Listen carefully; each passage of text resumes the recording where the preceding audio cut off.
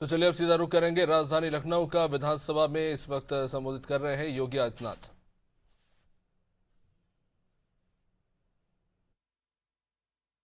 जरूर करता हूं।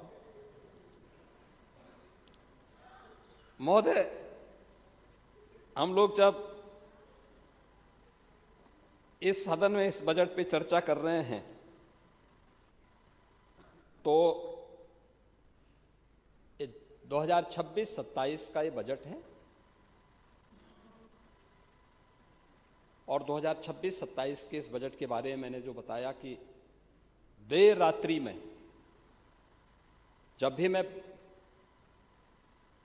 अगले दिन के बिजनेस के बारे में संसदीय कार्य मंत्री को बातचीत करने का प्रयास करता था 8-8:30 बजे। एक दिन मैंने 9 बजे के आसपास किया तो पता लगा मतलब मंत्री जी सदन में हैं, सदन चल रहा है।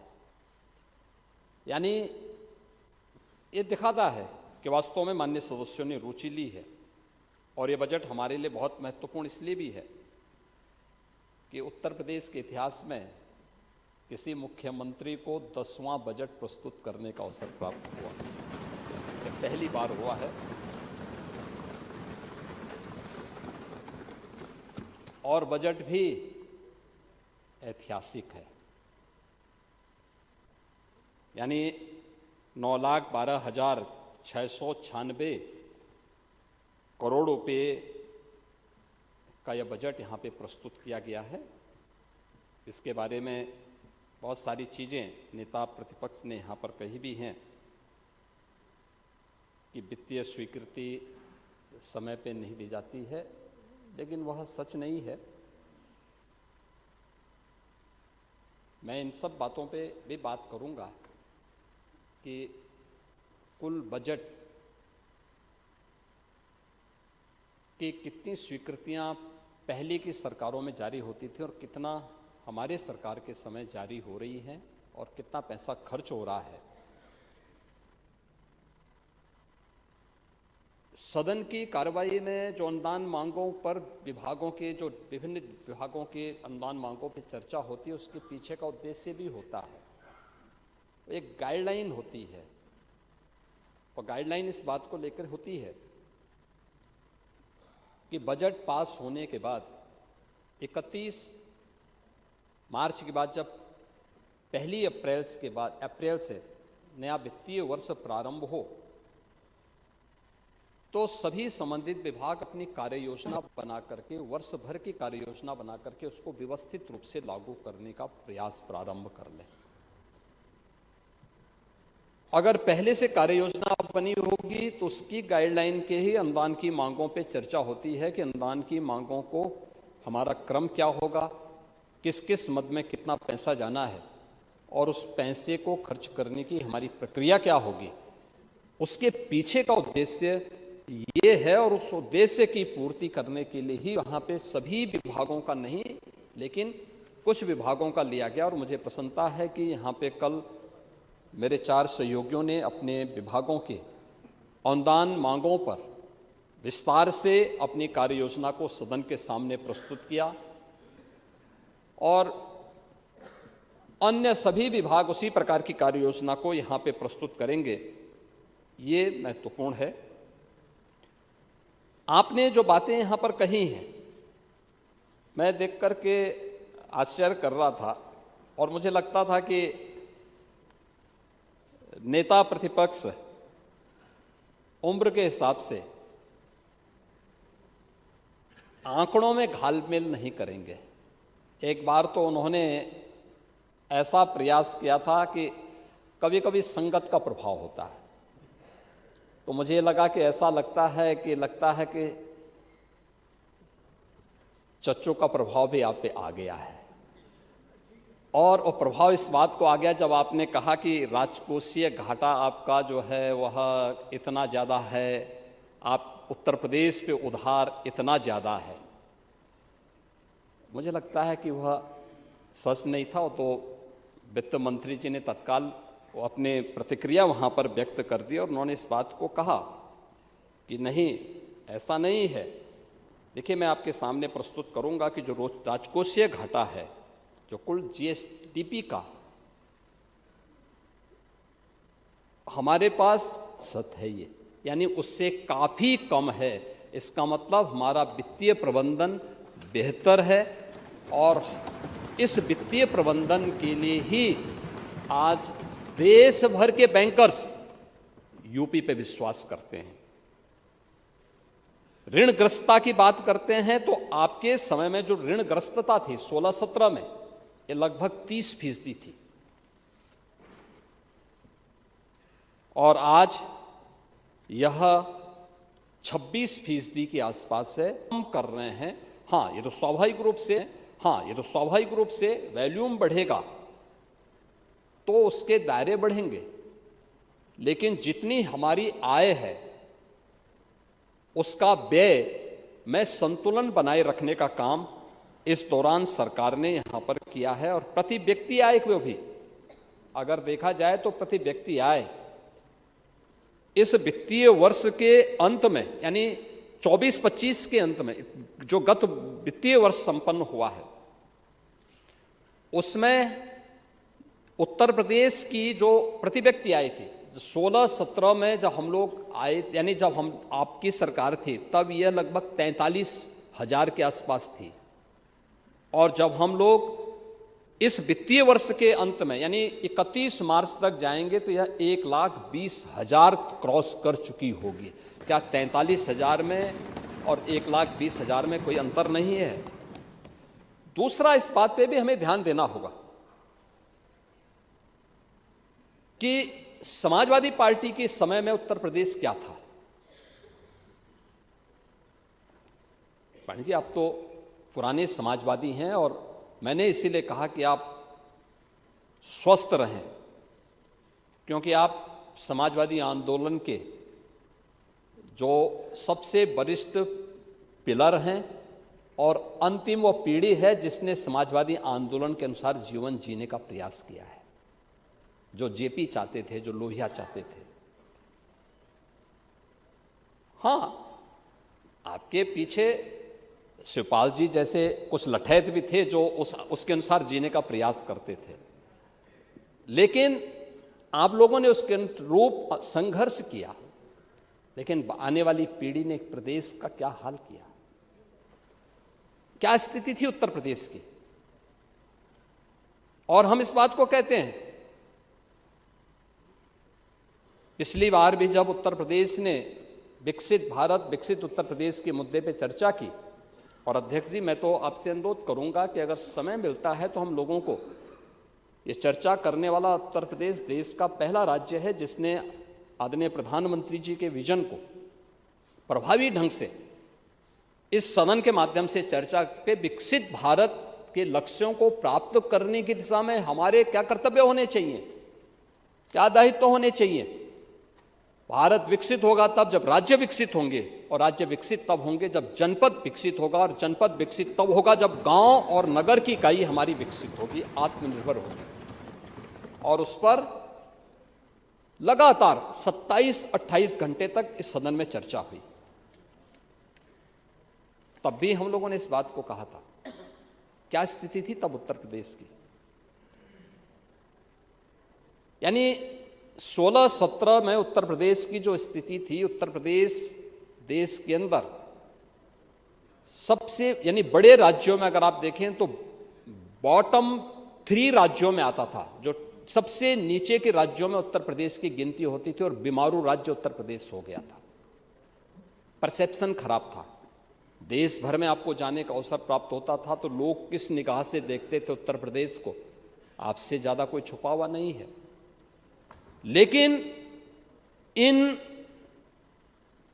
8, साढ़े 8, 9 वर्षों के दौरान उत्तर प्रदेश के अंदर जो परिवर्तन आया है,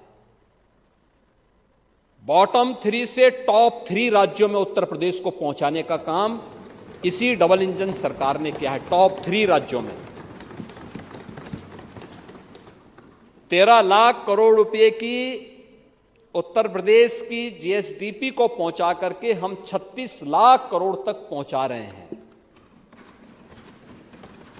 और हमने तय किया है कि 26-27 में इसको 40 लाख करोड़ तक पहुंचाएंगे।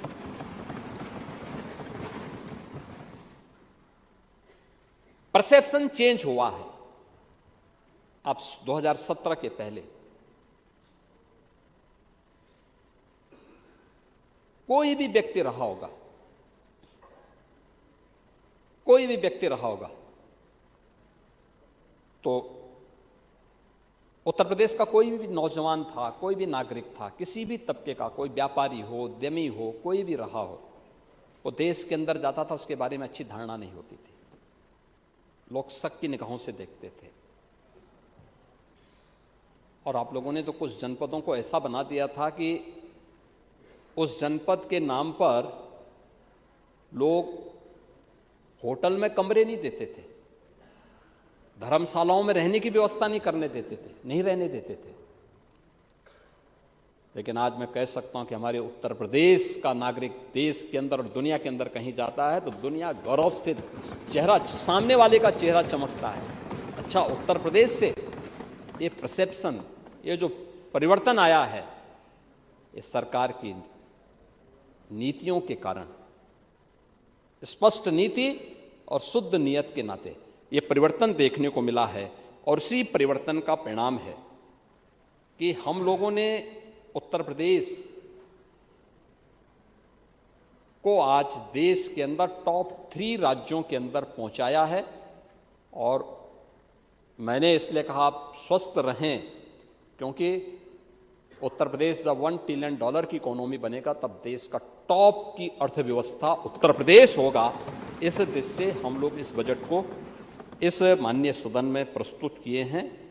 और इस माननीय सदन में प्रस्तुत करते हुए मुझे ये अत्यंत, यहाँ पर इस पूरी चर्चा में भाग लेने के लिए जिन माननीय सदस्यों ने यहाँ पे भाग लिया है, उन सभी ने बहुत अच्छे सुझाव भी इस मामले में दिए हैं। आपने कुछ चीज़ें कहीं कि वास्तव में कहाँ से पैसा आएगा। जो 9,12,000 करोड़ रुपए का आपने बजट प्रस्तुत कर दिया है, आपके पास पैसा कहाँ से आएगा, आपने टारगेट ही रखा है। बड़ा लक्ष्य रखा जाता है, कोई बड़ा कार्य करने के लिए, बड़े लक्ष्य की पूर्ति के लिए उस प्रकार का परिश्रम किया जाता है। मुझे याद है हम लोगों को जब 2017 में किसानों के कर्ज को माफ करना था, लघु और सीमांत किसानों के, पैसा कहाँ से आएगा, ये चर्चा थी। बैंकर्स के पास जाते थे, परसेप्शन खराब था, कोई कर्ज देने को तैयार नहीं था। मैं उस समय के वित्त सचिव को अपने सामने बिठाया, मैंने कहा मुझे बताओ तो कि भाई खर्चा क्या है, क्या क्या कहाँ पे है। और हम लोगों ने उस समय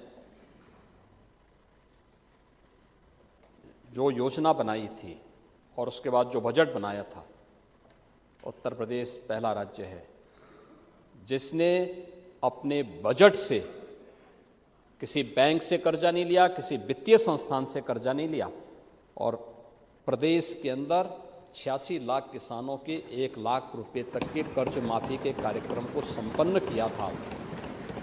उत्तर प्रदेश ने किया था।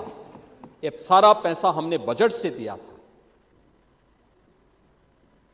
हम लोग आए थे, बजट प्रदेश का खजाना खाली, बैंक कोई पैसा देने को तैयार नहीं।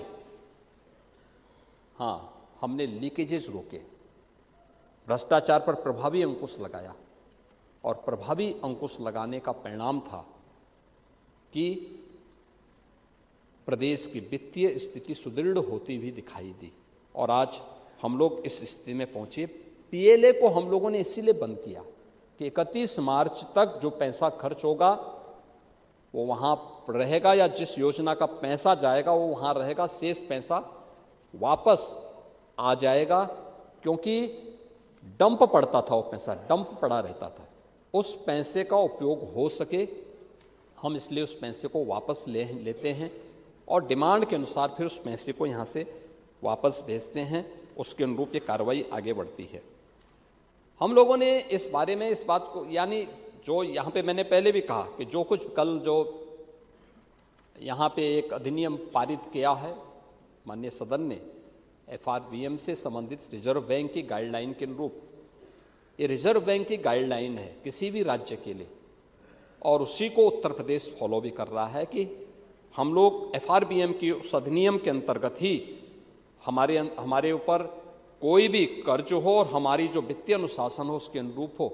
और उत्तर प्रदेश देश के अंदर उन राज्यों में से है और उसमें अग्रणी राज्य है जिसने रिजर्व बैंक के इस गाइडलाइन को अक्षरशः पालन किया है और उसको कहीं भी विचलित नहीं होने दिया है। महोदय, उत्तर प्रदेश के अंदर हम लोगों ने इन सभी बातों पर विशेष रूप से ध्यान दिया है, और ख़ास तौर पर जब आप कह रहे थे कि देखिए आपके समय में जो रेवेन्यू एक्सपेंडिचर होता था वह तो सामान्य वेतन, पेंशन आदि के मद में खर्च हो जाता है, लेकिन कैपिटल एक्सपेंडिचर जो होता है,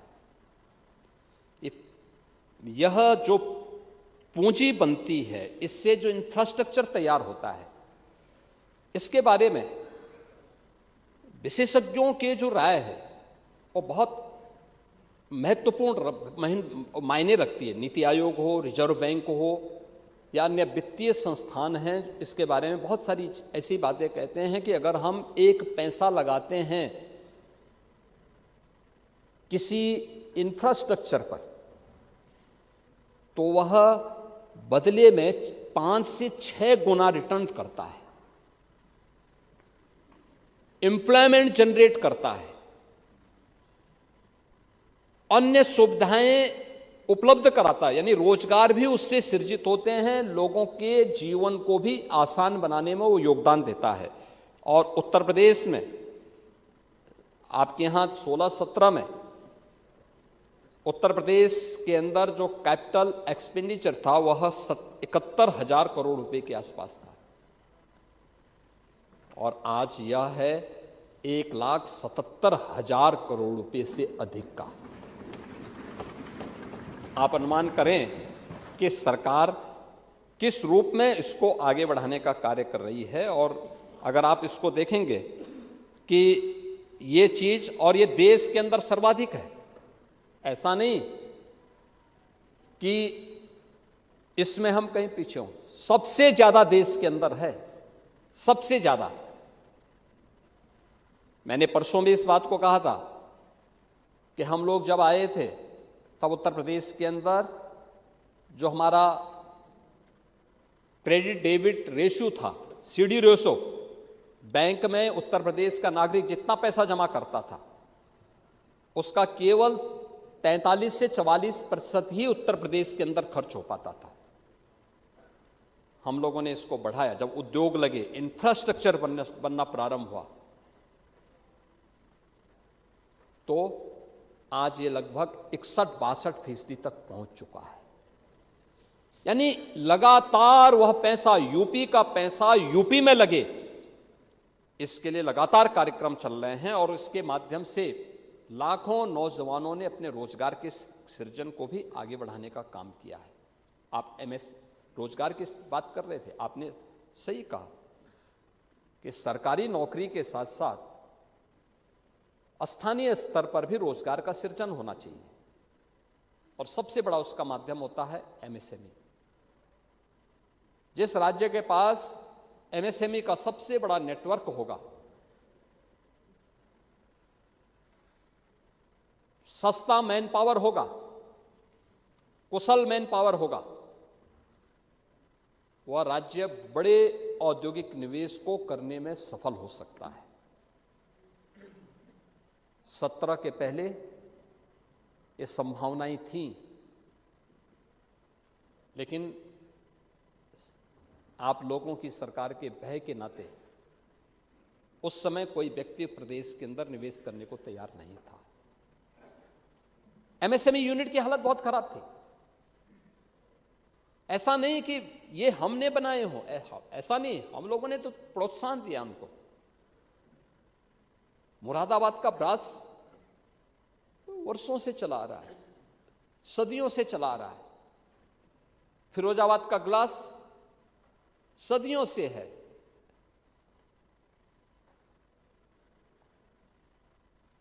ब्लैक पॉटरी आजमगढ़ का सदियों से चली आ रही परंपरा है। गोरखपुर का टेराकोटा सदियों से परंपरागत चली आ रही परंपरा है। भदोई की कालीन सदियों की परंपरा है। लेकिन ये सब हताश और निराश थे।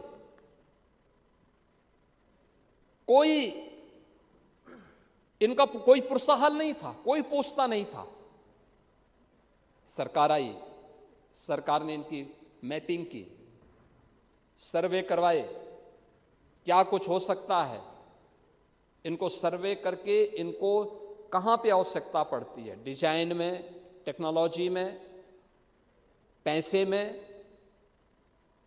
पैकेजिंग में, मार्केटिंग में, प्रशिक्षण में, कहां पे हो सकता है। सरकार ने उसके साथ कार्रवाई प्रारंभ की। 1 डिस्ट्रिक्ट 1 प्रोडक्ट 2018 में हमने प्रारंभ किया।